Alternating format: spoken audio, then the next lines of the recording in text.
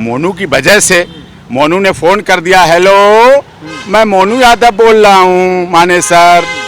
नूह से बोल रहे हो? हाँ जी। मेवात से बोल रहे हो? हाँ जी। जाओ जी मैं आ रहा हूँ, दंगा कर दो। उसने कहा था दंगा कर दो। नाम नासिर जुनैद हत्याकांड में आया था, आरोप लगा था कि जो कुछ किया है मोनू ने जिंदा जला के मार दिया गया। उसके बाद कार्रवाई चल रही है, आरोप सिद्ध नहीं हो पाया। नहीं सिर्फ अदालत पर सवाल उठाएंगे, कानून व्यवस्था पर सवाल उठाएंगे, न्यायिक प्रणाली पर सवाल उठाएंगे, मैं उन्हें उचित नहीं मानता।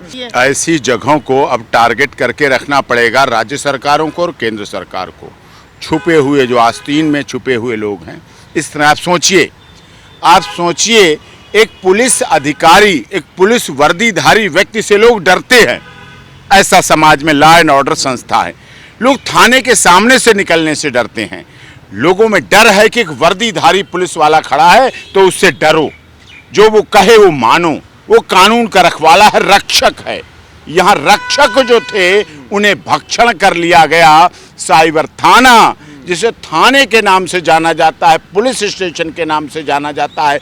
जब पुलिस अधिकारी अपनी जान बचाने के लिए भागते घूमे, पुलिस अधिकारी अपनी जान की भीख मांगते देखे गए और उनके गेट को जब बंद कर लिया उन्होंने, तो गेट को बस से तोड़ दिया गया। आप सोचिए, आप थाने पर हमला, इसका मतलब देश के अस्मिता पर हमला, देश की सुरक्षा एजेंसी पे हमला, देश की सुरक्षा व्यवस्था पे हमला, देश के पूरे सिस्टम पर हमला। इसका तो अर्थ यही हुआ।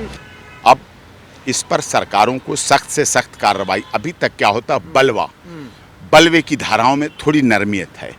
सोचते इंटेंशनली ऐसा नहीं हो, लोग झूठे शामिल किए जा रहे। लेकिन जब वहाँ एक प्लान के साथ हजारों लोग इकट्ठे थे, एक मैसेज पे इकट्ठे हो गए लोग, थाने पर हमला। थाने घुसने की हिम्मत नहीं होती साहब।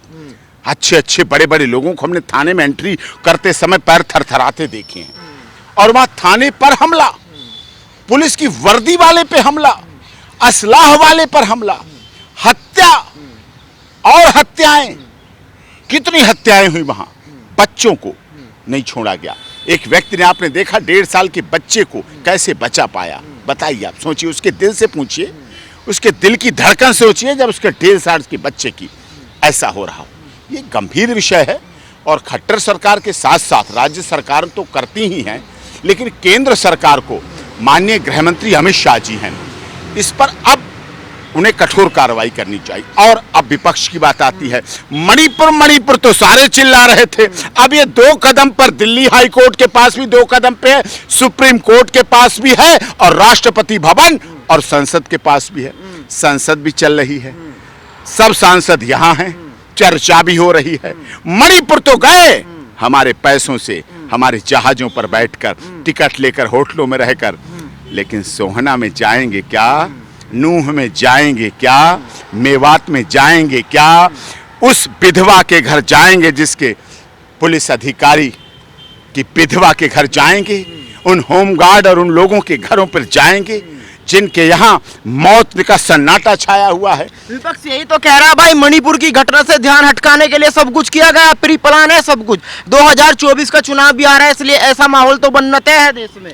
मतलब कहीं का ध्यान हत्याएं हो जाएंगी, कहीं के ध्यान के लिए पुलिस वाले मरवा दिए जाएंगे, कहीं की बात के लिए कहीं सरकार ने कह दिया। आपका कहने का मतलब विपक्ष ये कह रहा है कि मोदी जी ने और अमित शाह जी ने कह दिया, नूह मेवात में फोन करके, हेलो मेवात से बोल रहे हो, नूह से बोल रहे हो? हाँ जी बोल रहे हैं। जाओ जी थाने पे चढ़ाई कर दो, जाके थाने वालों को मार डालो जाके। मैं ये कहा क्या उन्होंने? विपक्ष का ये कहना है मतलब? बहुत बेशर्मी की बात है, बहुत दुखद बात है। मौत होती है। मौत किसी एक रिश्ते की मौत, एक व्यक्ति की मौत नहीं होती है। जब कोई मरता, चाहे पुलिस वाला मरे, चाहे होमगार्ड वाला मरे, चाहे आम व्यक्ति मरे, चाहे दलित, गरीब, मजदूर, शोषित, पीड़ित मरे, चाहे बड़ा आदमी मरे, चाहे पत्रकार मरे, चाहे वकील मरे, चाहे राजनेता मरे, मौत होती है। और एक मौत के साथ कई रिश्ते मरते हैं। कई रिश्ते एक व्यक्ति से जुड़े होते हैं, उस व्यक्ति से जुड़े हुए सारे रिश्ते खत्म हो जाते हैं जब एक व्यक्ति की अर्थी उठती है घर से। साहब, आप तो काफी दिनों से वकालत कर रहे हैं। विपक्ष ये भी कहता है कि भाई 9 साल में देश के हालात ऐसे खराब हुए, पहले ऐसा कुछ नहीं था, पहले सब शांति से रहते थे, पहले कोई पत्थरबाजी नहीं होती थी देश में। होता क्या नहीं था साहब, याद कीजिए आप।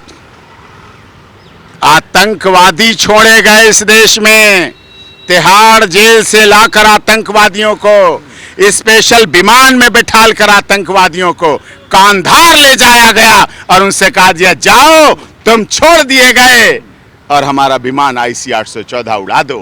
क्या क्या नहीं हुआ। गृह मंत्री की बेटी का अपहरण कर लिया गया, रूबिया का, केंद्र के गृह मंत्री की बेटी रूबिया का अपहरण कर लिया गया और उसके बदले आतंकवादी छोड़े गए और बेटी को छुड़ाया गया। क्या क्या नहीं हुआ इस देश ने। इंदिरा गांधी के छलनी शरीर देखा है इस देश ने। राजीव गांधी के चिथड़े जो बोरी में भर के लाए गए थे सिर्फ जूतों से पहचाना, उसको भी देखा इस देश ने। इस देश ने 26/11 भी देखा है और इस देश ने यही दिल्ली हाई कोर्ट, लगाइए कैमरा, यहाँ बम ब्लास्ट भी देखा है। इसी दिल्ली हाई कोर्ट के गेट पर बम ब्लास्ट भी देखा है, इसी देश ने देखा है। सीरियल बम ब्लास्ट भी देखे हैं इसी देश ने। पुलवामा कांड भी इस देश ने देखा है। इस देश ने रोजाना हमारे देश की सीमा पर शहीद होते सैनिकों को भी देखा है। ये जो राष्ट्रीय ध्वज तिरंगा है ना, थक चुका है, सच बता रहा हूं, थक गया है। अगर शहीदों का त्याग, बलिदान, तपस्या न हो तो ये उड़ना बंद कर चुका होता। ये हवा से नहीं उड़ रहा है, ये हमारे देश के शहीद जो सीमा पर शहीद होके आते हैं और जब तिरंगे में लिपट कर पोस्टमार्टम हाउस आते हैं तो जब उनके पोस्टमार्टम किए जाते हैं तो सारी गोलियां सीने पर मिलती हैं, पीठ पीछे कोई गोली नहीं मिलती है। डॉक्टर साहब एक बात और बताइए, सरकार बीजेपी की हरियाणा में, उत्तर प्रदेश में भी बीजेपी की, लेकिन उत्तर प्रदेश से पत्थर फेंकने से पहले 10 बार सोचना पड़ता है, लेकिन मेवात में खुलेआम घटना हो गई। तो लाओ ना बाबा को, महाराज जी को लाओ ना आगे। मैं क्या मना कर रहा हूँ, महाराज जी को लाओ ना, महाराज जी को आगे लाओ, पत्थरबाजों से बचाओ, महाराज जी को लाओ आगे, लॉ एंड ऑर्डर बनाओ। आगे कहाँ लाए, वो तो यूपी में है, महाराज जी यूपी देखेंगे, कहाँ देखेंगे। क्या मना है केंद्र में आने के लिए? देश के गृह मंत्री बनने में मनाही है क्या महाराज जी को? क्यों नहीं बन सकते हैं? जब उत्तर प्रदेश जैसे बड़े राज्य के 75 सांसदों के क्षेत्र से मुख्यमंत्री बन सकते हैं तो केंद्र के भी बन सकते हैं, क्यों नहीं बन सकते हैं? अगर देश में लॉ एंड ऑर्डर व्यवस्था बनानी है, उत्तर प्रदेश में दंगे बंद हुए ना, उत्तर प्रदेश में त्योहार होते हैं ना, उत्तर प्रदेश में हिंदू मुस्लिम सिख ईसाई रह रहे हैं ना, उत्तर प्रदेश में माफिया आतंक समाप्त हुआ है ना, तो लाओ ना उसी 3 मीटर कपड़े पहनने वाले को और थैला लेके चलने वाले को, क्या प्रॉब्लम है? पर सवाल तो डॉक्टर साहब यही आ गया ना कि दंगाइयों से भाई निपटा कैसे जाए। हमारे देश में एक ही आदमी, आप ही ने अपने सवाल के जवाब में दे दिया, ऐसा आदमी है तो ले आओ उसे। वो क्या मना कर रहा है? वो व्यक्ति मना थोड़ी कर रहा है कि हमें गोरखपुर में ही रहना है, कि हमें लखनऊ में ही रहना है, हमें मुख्यमंत्री रहना है। वो तो इस देश की संसद में रह चुके हैं। आपको इसके पीछे का कारण नहीं पता? क्यों नहीं होते हैं दंगे यूपी में? क्यों नहीं माफिया आतंक का अंत कर दिया गया? क्यों अंत आतंक समाप्त हुआ? इसलिए क्योंकि वही ऐसा व्यक्ति था जो इसी संसद में जो यहाँ बनी है, सबसे कम उम्र के सांसद के रूप में यहाँ आए, योगी आदित्यनाथ संसद सदस्य। और उसी योगी आदित्यनाथ को जो महाराज जी कहे जाते हैं, इसी संसद में